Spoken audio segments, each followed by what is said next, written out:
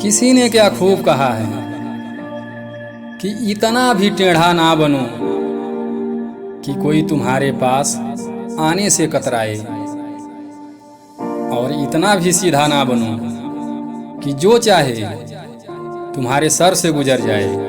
नमस्कार दोस्तों, मैं हूं दिनेश गौतम। एक छोटी सी कहानी, एक सर्प और एक महात्मा की। एक नदी के किनारे एक छोटा सा गांव था, और गांव से शहर की ओर जाने के लिए एक कच्चा रास्ता था। शहर और गांव के बीचों बीच एक बहुत विशाल पीपल का पेड़ था।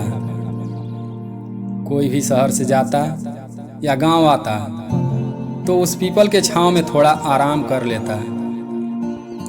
एक दिन कहीं से बहुत बड़ा सांप पीपल के पास बिल में आकर रहने लगा। अब अगर कोई शहर में कुछ खरीदने के लिए जाता या किसी काम से जाता, सांप बिल से निकलकर उस इंसान को डरा देता, फिर वापस बिल में जाकर घुस जाता।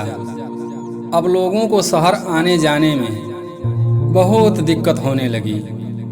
लोग परेशान हो गए। एक दिन कहीं से एक महात्मा उस गांव में आए। लोगों ने सारी परेशानी, सर्प की कहानी महात्मा को बताई। महात्मा ने लोगों से कहा, चलो ठीक है, मैं उससे बात करता हूँ। फिर महात्मा जब सांप के पास पहुँचे, सांप महात्मा को देखते ही फन उठा लिया और फुफकार करने लगा। महात्मा ने कहा, ऐ सांप, क्यों लोगों को डराता है? सांप ने कहा कि मैं नहीं चाहता कि कोई इस रास्ते से आए। महात्मा ने कहा, तुम गलत कर रहे हो। जो जैसा करता है एक दिन वापस लौट कर वही उसे भी मिलता है। तुम लोगों को डराना छोड़ दो। सांप ने महात्मा की बात मान ली।